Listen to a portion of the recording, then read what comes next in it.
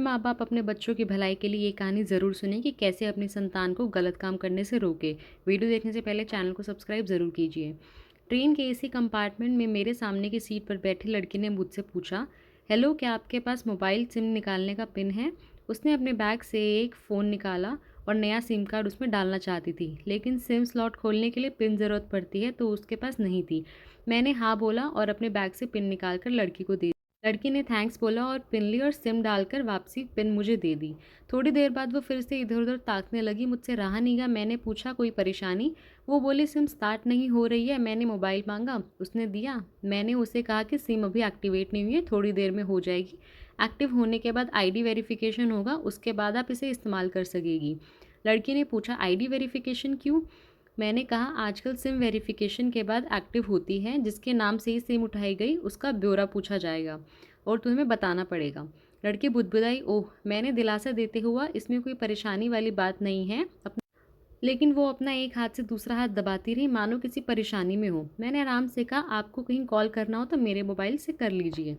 लड़की ने कहा, जी फ़िलहाल नहीं, थैंक्स, लेकिन ये सिम किस नाम से खरीदी गई है मुझे नहीं पता। मैंने कहा, एक बार एक्टिव होने दीजिए, जिसके आपको सिम दी है उसके नाम से होगी। उसने कहा, ओके, कोशिश करते हैं। मैंने पूछा, आपका स्टेशन कहाँ है? लड़की ने कहा, दिल्ली। और आप? लड़की ने मुझसे पूछा। मैंने कहा, दिल्ली ही जा रहा हूँ। एक दिन का काम है। आप दिल्ली में रहती है या? लड़की बोली, नहीं नहीं, दिल्ली में कोई काम नहीं है, ना ही मेरा घर है वहाँ। तो मैंने उससे उत्सुकतावश पूछा। वो बोली, दरअसल ये दूसरी ट्रेन है जिसमें आज मैं हूँ और दिल्ली से तीसरी गाड़ी पकड़नी है, फिर हमेशा के लिए आज़ाद। आज़ाद? लेकिन किस तरह की कैद से? फिर मुझे जिज्ञासा हुई कि किस कैद में ये लड़की थी। लड़की बोली, उसी कैद में थी जिसमें हर लड़की होती है, जहाँ घर वाले कहे शादी कर लो, जब जैसा कहे वैसा करो। मैं घर से भाग चुकी हूँ। मुझे ताज्जुब हुआ, मगर अपने ताज्जुब को छुपाते हुए मैंने हंसते हुए पूछा, अकेली भाग रही हो आप या उसके साथ? क्योंकि कोई नज़र नहीं आ रहा था। वो बोली, अकेली नहीं, साथ में है कोई। कौन? मेरे प्रश्न ख़त्म नहीं हो रहे थे। दिल्ली में एक और ट्रेन पकड़ूंगी और फिर अगले स्टेशन पे जो जनाब मिलेंगे, उसके बाद हम किसी को नहीं मिलेंगे। ओह, तो ये प्यार का मामला है? उसने कहा, जी। मैंने उसे बताया कि मैंने भी लव मैरिज की है। ये बात सुन के वो खुश हुई और बोली, वाओ, कैसे, कब? लव मैरिज की बात सुनकर तो वो मुझसे बात में रुचि लेने लगी। मैंने कहा, कब, कैसे, कहाँ, वो मैं बाद में बताऊंगा, पहले आप बताओ कि आपके घर में कौन कौन है। उसने होशियारी बरतते हुए कहा, वो मैं आपको क्यों बताऊं? मेरे घर में कोई भी हो सकता है, मेरे पापा, माँ, बहन, भाई या कोई भी। भाई ना हो या सिर्फ बहनें हो, या ये भी हो सकता है कि बहनें ना हो, दो चार गुस्से करने वाले बड़े भाई हो। मतलब मैं आपका नाम भी नहीं पूछ सकता। मैंने काउंटर मारा। वो बोली, कुछ भी नाम हो सकता है मेरा, टीना, मीना, रीना, कुछ भी। बहुत बातूनी लड़की थी वो। थोड़ी इधर उधर की बातें करने के बाद उसने मुझे टॉफ़ी दी, जैसे छोटे बच्चे देते हैं क्लास में। बोली, आज मेरा बर्थडे है।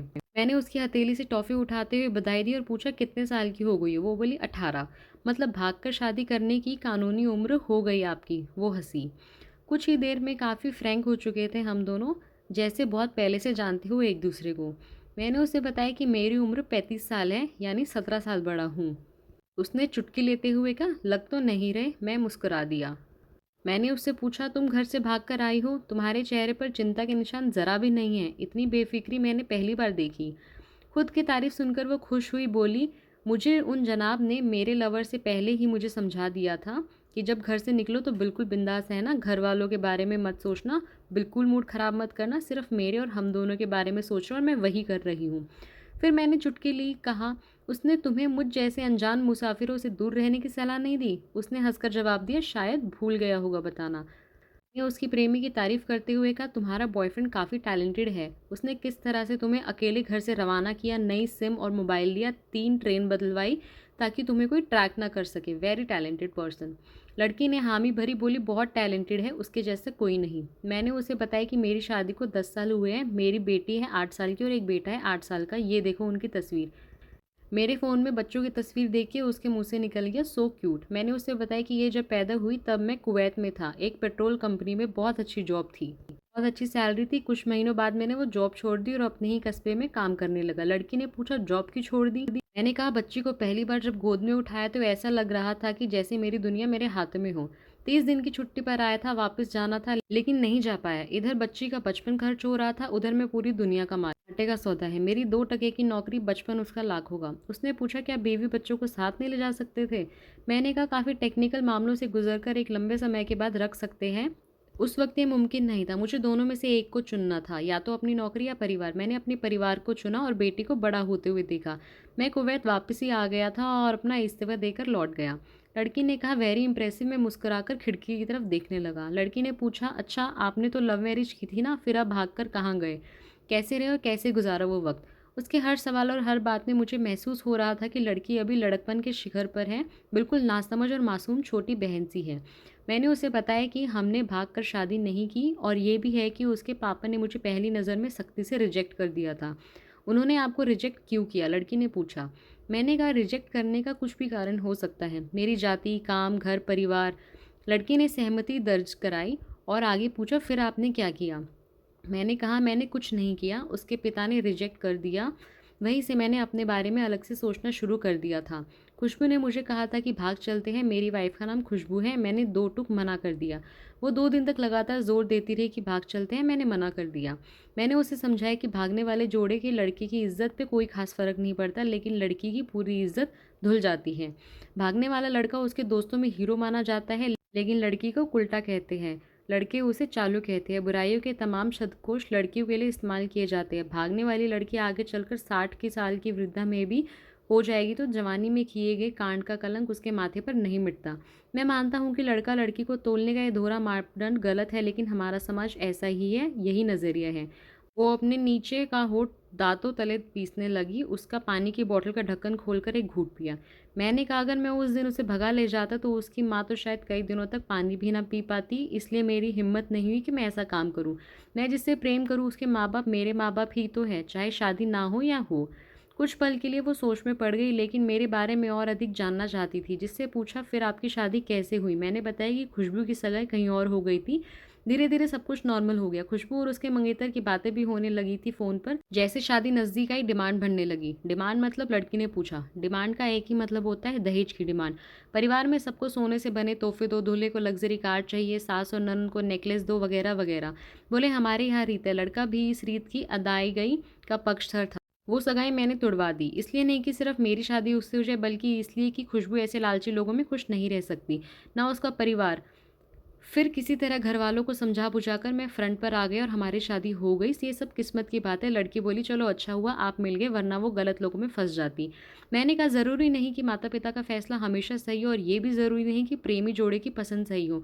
दोनों में से कोई भी गलत या सही हो सकता है। काम की बात यहाँ ये है कि कौन ज़्यादा वफादार है।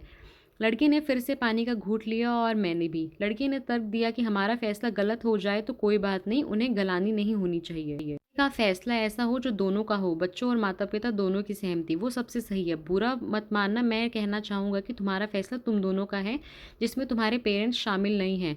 ना ही तुम्हें इश्क का असली मतलब पता है अभी। उसने मुझसे पूछा कि इश्क क्या है। मैंने कहा, तुम इश्क में हो, तुम अपना सब कुछ छोड़कर चलिए, ये सच्चा इश्क है। तुमने दिमाग पर जोर नहीं दिया, ये इश्क है। फ़ायदा नुकसान नहीं सोचा, ये इश्क है। तुम्हारा दिमाग दुनियादारी के फितूर से बिल्कुल खाली था। उस जगह में इश्क का फितूर भर दिया गया। जिन जनाब ने इश्क को भरा, क्या वो इश्क में नहीं है? यानी तुम जिसके साथ जा रही हो वो इश्क में नहीं, बल्कि वो होशियारी हीरोगिरी में है। जो इश्क में होता है वो प्लानिंग नहीं कर पाता, उसका इतना दिमाग काम नहीं करता।